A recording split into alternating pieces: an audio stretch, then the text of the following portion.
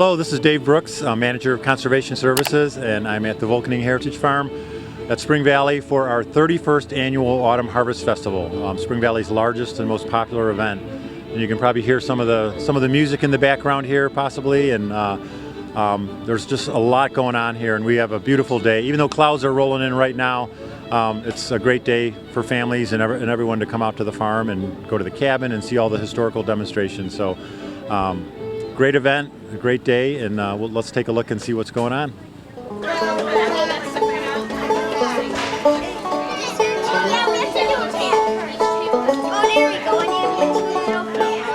We're here at one of our food vendor booths. This is Mike and Renata Smith.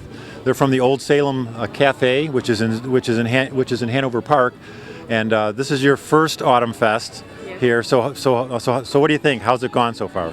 Gone pretty darn good. It's a lot of people coming through, and it's a real good time. So selling a lot of stuff. Yeah. Okay. Like any. People seem to enjoy themselves. I mean, you can tell everybody walking around with a smile and having fun. Okay. Well, that's our goal, for everyone to have fun. I mean, almost anything in particular been the popular item for today, or? The brat and the grillwurst sold really well, and then hot dogs for the little kids. Yeah. Okay. And brownies and our streusels and pumpkin cheesecakes. Okay, great. Well, this is, we've added a lot to the food menu to keep everyone on their feet out here at this event. A lot of families spend a good amount of time here, and got to keep those kids fed. So well, we're glad you guys could be a part of this, and like I said, I'm glad it's been a successful day so far. Thank you. And hopefully we'll do it again. So.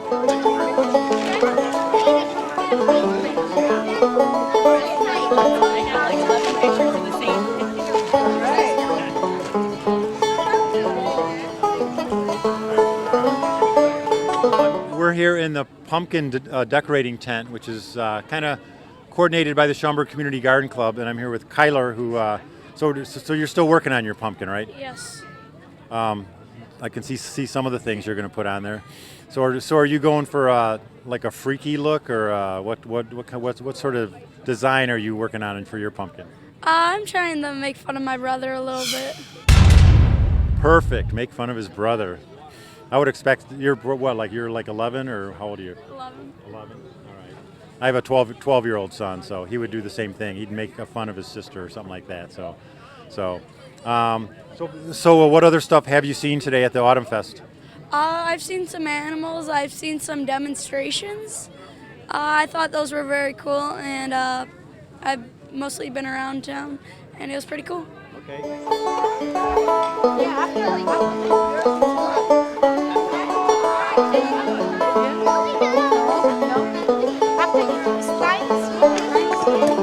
Well, we are in the farmhouse with one of our staff members, Dan Shannonberg, and he's been interpreting and making and talking endlessly about beer, which is a very popular subject. Because right now, even though there's not a lot of people in here, it was packed most of the day. So maybe you want to say just a little something about how excited you were to interpret beer for us today? Or? Absolutely. Well, Dave, it's really cool to talk about beer because it's such a foundational part of American history. Every ethnic group that came in brewed beer of some description, and it really starts in the fabric of America that you have beer being made. You have it being made commercially, but you also have it being made in the home. So you have farm wives making it in their farm kitchens, and the farm beer that is being made for the whole family. So not just mother and father, but for the children as well. And that's for a variety of reasons. The attitudes about beer at the time is basically that it is a nutritious drink for the whole family. Mm-hmm. And that within that, it's also a safe form of drinking water. Obviously, in the late 18th, early 19th, and on through the 19th century, you have sources of water, but you aren't necessarily sure if that water is safe to drink. But with beer, all of a sudden, it becomes safe to drink. The ideas of how fermentation takes place is not well understood, just that something happens and suddenly it's safe to drink. Okay. Well, I'm sure a lot of people were surprised to hear some of the things you say, because obviously in today's society we think of beer as this thing that people get introduced to in college, and then it either becomes the bane or boon of their life. with our attitudes about alcohol. But I mean, I found it fascinating just hearing some of the things you were saying about beer in a way that a lot of people wouldn't even think about it today. So It's been very surprising to hear people thinking about beer, but not just as a social drink, but the process of how it's made. That you sort of unpack the mystery of beer making, and it's not that mysterious. It's just a matter of knowing the process and the order of what you need to do things in. Sure. Other than that, it's very easy. As I've often told people, if you can boil water and you can steep tea, you can make beer. It's not that complex. And then just a little bit of patience while you wait for it to properly ferment and become the drink that you're hoping for. Exactly. And what you can do then is while you're making beer, you can have a beer. So you're having the best of both worlds. Exactly. So what kind of, I mean, you guys, I know you weren't making beer today, you were more talking about how it's the ingredients and whatnot, but you did have something on the stove, right? Like a wort that you had made ahead of time? We did. We had a little bit of a small wort going. We'd steeped some grains and we're just heating it over the stove, really to just give the smell and the aroma and the sensory experience of what you have when you make beer. Obviously, you drink beer, you taste beer, but there's other senses involved as well. There's smell, there's touch with the grains. You can smell the beer being made. But in the beer making process, historically as well, that is how they would have known when to do certain things at certain times, is by tasting the wort and making sure, it's at a certain sweetness, or it's touching the beer, putting their finger into the beer and saying, okay, it's now room temperature or blood warm. I now know it's safe to bring it back in, put it in the fermenter, and start the process. Okay. And so people have really been interested in the process itself, because they think it's this very arcane, mysterious thing, when it's actually fairly simple. Mm-hmm. Well, we hope to do more with this amazing and fascinating topic of beer with a future program. So watch for it in your Schaumburg Park District brochure. There you go. Good job.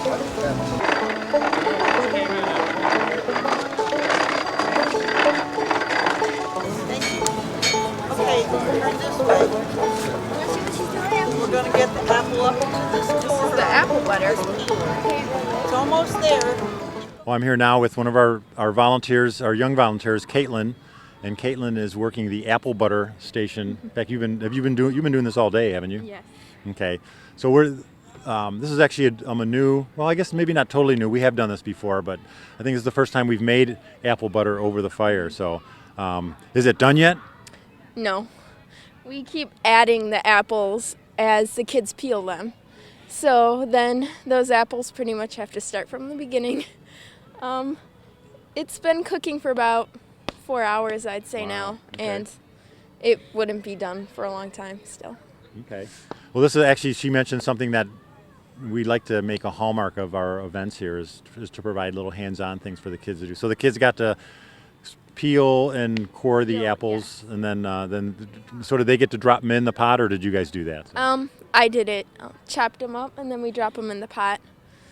Okay. And then there was apple butter some finished apple butter for tasting too, right? For samples, yes. So did kids walk away saying, "Hey, Mom, let's get some of that"? Yeah, they did.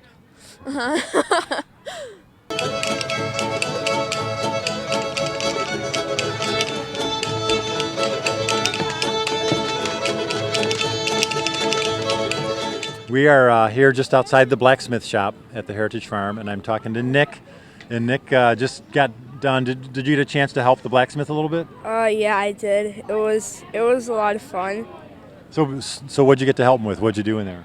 I turned the thing that it makes wind, so the fire goes up more, and it heats it up more.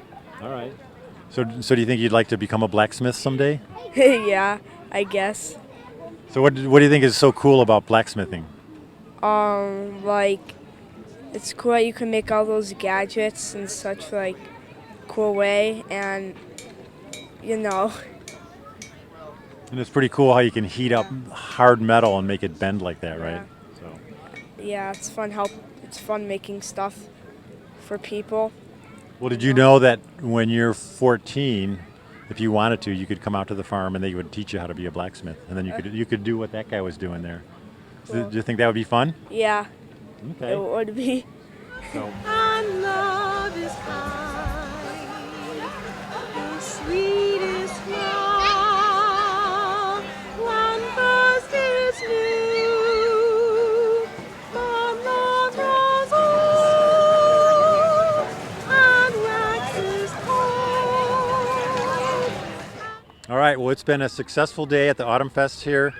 I'm flanked by two people in authority. You can see their staff of authority that they're holding as they walk around with their pretzels, Monique and Diane. But we hope if you missed this year's Autumn Harvest Festival that you'll come next year. We do this every year, the first Sunday in October. And you can not only get a fresh hot pretzel, you can get cold beer, you can learn how to make beer, you can do all sorts of fun things here at the farm. So thanks for coming and checking us out for a little bit here, and we'll see you at the farm and at the Nature Center. Thanks a lot.